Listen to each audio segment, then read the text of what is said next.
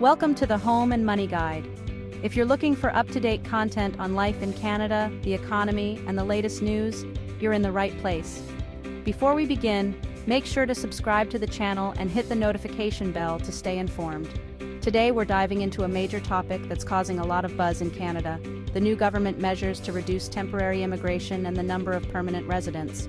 With rising unemployment, overwhelmed healthcare, and skyrocketing housing prices, is this the right solution?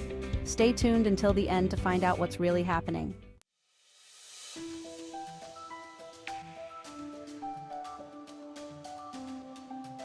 To understand these new measures, it's essential to discuss the unemployment situation in Canada.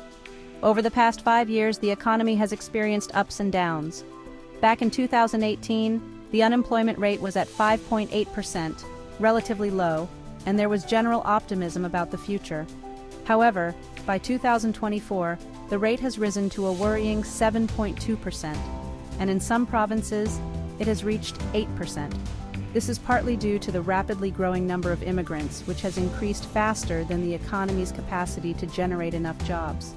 For context, since 2018, Canada's population has grown by nearly 2 million people, largely due to immigration. During this period, the economy has struggled to create sufficient jobs, and sectors like construction and services have felt the most pressure. The construction sector, for example, has seen an influx of temporary workers in recent years, leading to increased competition for jobs. In some cities, this has resulted in lower wages due to the high labor supply.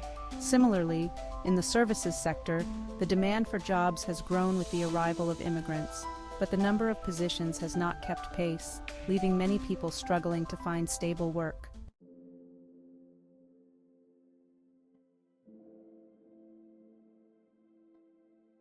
The rising unemployment rate has not only affected Canadian citizens, but also newcomers. Many immigrants arrive with the hope of quickly finding employment, but the reality is that they're entering a highly competitive job market. In large cities like Toronto, Vancouver, and Montreal, immigrants face unemployment rates higher than the national average. According to recent studies, 1 in 3 immigrants who arrived in Canada over the past 3 years has yet to find stable employment. This is due to various factors, including the lack of recognition for foreign qualifications, language barriers, and competition with local workers for entry-level positions.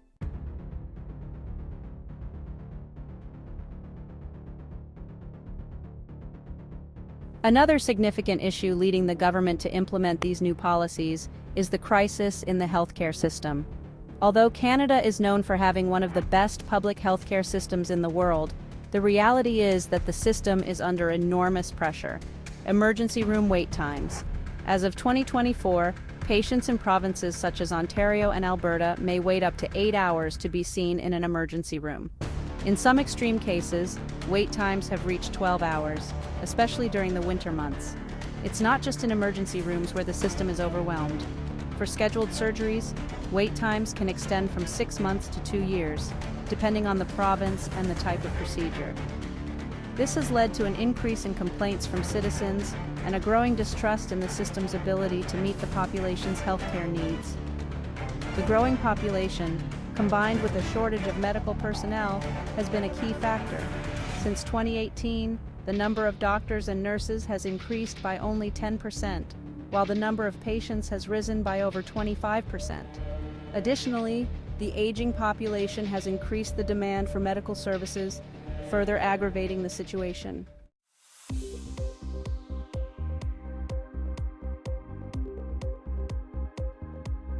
The housing issue in Canada is not new, but it has reached critical levels in recent years. In 2018, the average home price in Toronto was around 800,000 Canadian dollars. By 2024, that same property costs an average of 1.2 million Canadian dollars, representing a 50% increase in just 6 years.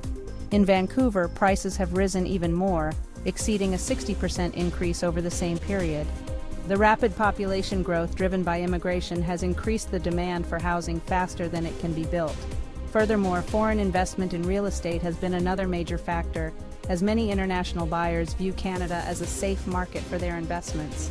The lack of new housing supply has led to a situation where prices continue to rise, making it increasingly difficult for young people and middle-class families to afford a home.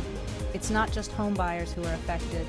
Rents have risen significantly, with increases of up to 30% in the past 3 years in cities like Montreal and Calgary. This has forced many residents to share accommodations or look for options outside major cities, which in turn is creating new problems in rural and suburban areas.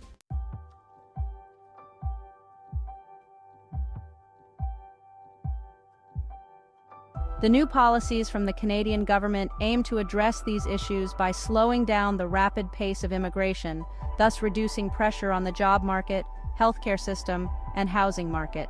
However, many experts believe that limiting immigration alone won't solve these problems comprehensively. It's important to remember that Canada still needs immigrants to sustain economic growth and cope with its aging population. Therefore, it's expected that the government will implement further measures in the future to make immigration more selective and controlled, prioritizing those who can address the country's most urgent needs. Will it be enough? Only time will tell. What's clear is that Canada's challenges are complex and multifaceted, requiring a comprehensive approach that includes not only adjustments in immigration policies, but also investments in infrastructure, affordable housing policies, and improvements to the healthcare system.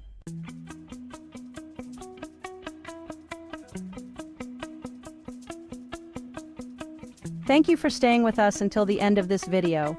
If you found it interesting and useful, don't forget to give it a thumbs up and subscribe to the Home and Money Guide to stay informed about important topics for life in Canada and elsewhere. Let us know in the comments what you think. Do you believe these measures will be enough to resolve the country's problems, or are more actions needed? See you in the next video.